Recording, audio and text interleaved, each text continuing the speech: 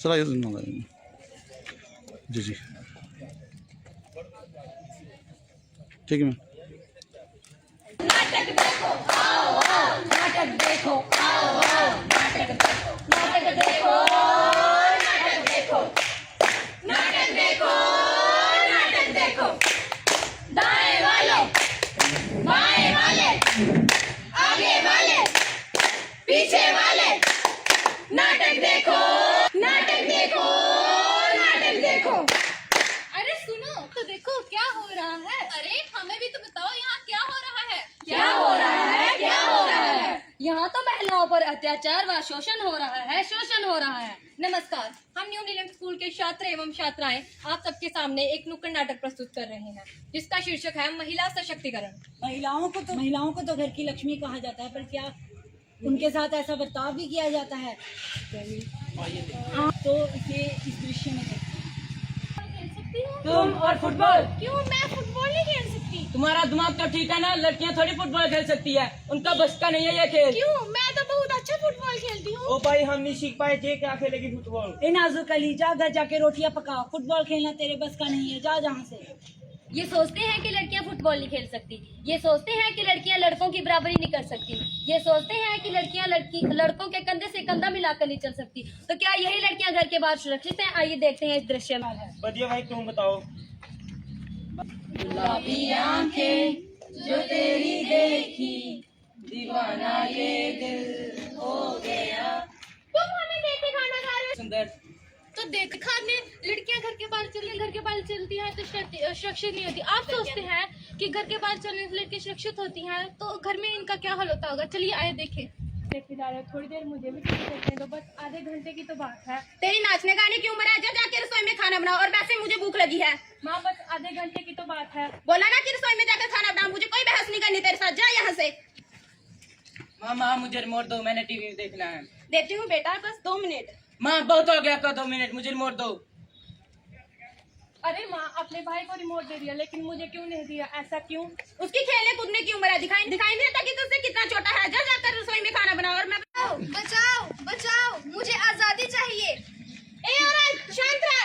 अगर तुझे इस परिवार का हिस्सा रहना है तो तुझे अपने आजादी और शिक्षा की भीख मांगना छोड़ दे, नहीं तो तुझे इस परिवार से बेदखल कर दिया जाएगा। मुझे पढ़ना है और पढ़ लिख के कुछ बड़ा बनना है, ना कि घर बैठ के रोटियां बनाना है। क्या तुझे पढ़ना है? तू लड़की है, तेरा सपने देखने का कोई हक नहीं है, तेरा घर में रहना ही ठीक है। मुझे भी अपनी बातों को व्यक्त करने का मौका चाहिए, मुझे आजादी चाहिए। क्या तुझे आजादी चाहिए? प्रकृति ने पुरुष और महिलाओं को अलग अलग बनाया है और इनके अधिकार कभी एक समान नहीं हो सकते। मुझे रूढ़िवादी सोच से मुक्ति चाहिए। क्या तुझे मुक्ति चाहिए? क्यों मेरे साथ ही ऐसा क्यों किया जा रहा है? मैं भी पढ़ना चाहती हूँ और कुछ बड़ा बनना चाहती हूँ। समाज तुझे पढ़ने की अनुमति नहीं देता। ए औरत, तुम काम नहीं कर सकती। अगर तुमने काम करना है तो अपने घर जाके कर, बाहर नहीं। ए औरत, तुझे बोलने का कोई अधिकार नहीं है। अगर तूने बोला है तो बस इतना ही जितना हम चाहते हैं। पढ़ नहीं सकती, बोल नहीं सकती, काम नहीं कर सकती। ये कैसा समाज है जो मुझे पढ़ने की, बोलने की, लिखने की, कोई भी चीज की आजादी नहीं दे रहा? क्या इसलिए क्योंकि मैं एक औरत हूँ? मैं भी एक इंसान हूँ, मुझे भी इंसान का दर्जा चाहिए, मुझे मुक्ति चाहिए। क्या तुझे मुक्ति चाहिए? तुम कौन हो? मैं संविधान हूँ। तुम क्या कह रहे हो? जहाँ जहाँ अन्याय, अपराध और शोषण होगा वहाँ वहाँ मैं खड़ा रहूंगा। तुम हमसे और हमारे समाज से जुड़े हो? हाँ, मैं परिवार, धर्म, समाज और संस्कृति सभी से ऊपर हूँ। हे नारी, उठ जाओ। तुम कौन? पहला मौलिक अधिकार समानता का अधिकार। दूसरा मौलिक अधिकार स्वतंत्रता का अधिकार। तीसरा धर्म की स्वतंत्रता। चौथा शोषण के खिलाफ अधिकार। पांचवा संस्कृति अधिकार। छठा संवैधानिक उपचार। अभी जरा ये भी सुन लो, जो स्त्री का अपमान करते हैं वो माँ का अपमान करते हैं, और जो माँ का अपमान करते हैं वो भगवान का अपमान करते हैं, और जो भगवान का अपमान करते हैं उनका अंत निश्चित है।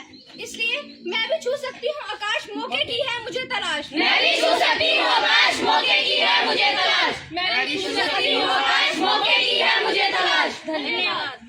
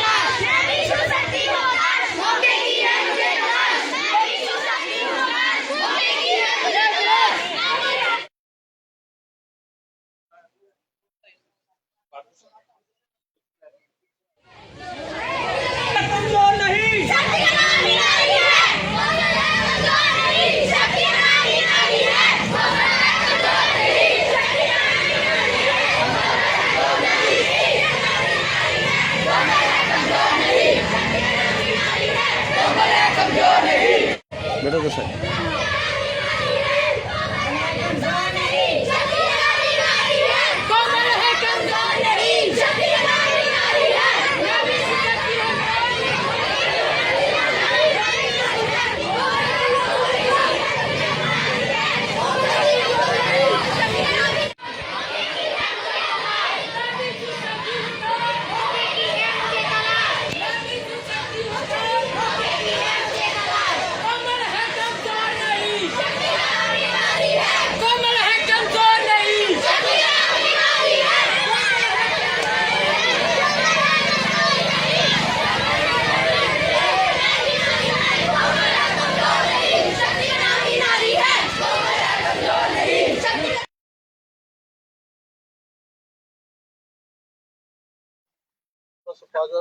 वुमेन को समर्पित किया गया है जिला प्रशासन की ओर से। क्या कहेंगे? एक महिला हैं आप, क्या कहेंगे? जैसे आप जानते हैं कि 8 तारीख को अंतर्राष्ट्रीय महिला दिवस है, तो इसकी सेलिब्रेशंस चल रही हैं एक हफ्ते से, और ज़िला प्रशासन ने भी इसके ऊपर काफ़ी एक्टिविटीज़ क्यूरेट की थी, जिसमें हमें बढ़ चढ़कर लोगों की तरफ से काफ़ी उत्साह देखने को मिला है।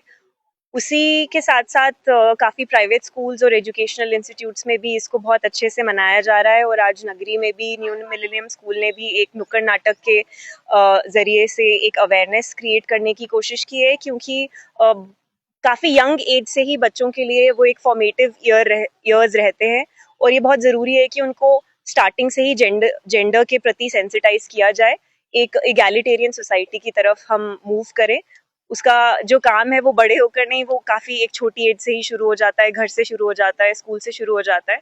तो मैं आप सभी लोगों को हैप्पी वुमेन्स डे विश करना चाहूँगी। Thank you. अधिकारों को बताया गया, महिलाओं को बताना जरूरी है, शुरू से ही बच्चों को बताना, ताकि वो आगे जाके अपने अधिकारों के प्रति जागरूक हो। देखिए, मुझे नहीं लगता कि सिर्फ ये सेंसिटाइजेशन सिर्फ महिलाओं के लिए होनी चाहिए, उनसे भी ज़्यादा ज़रूरी है कि ये लड़कों के लिए भी होनी चाहिए, क्योंकि ये सोसाइटी ऐसे वाटर टाइट एक्ट नहीं करती कि लड़कियां ये लड़के अलग। हम सब लोग इकट्ठे रहते हैं हर जगह, हर वर्क स्पेस में इकट्ठे होते हैं, स्कूल कॉलेज हर जगह इकट्ठे होते हैं, तो हम लोगों के लिए अवेयरनेस और हमारी थिंकिंग पर्सपेक्टिव भी इंक्लूसिव होना चाहिए।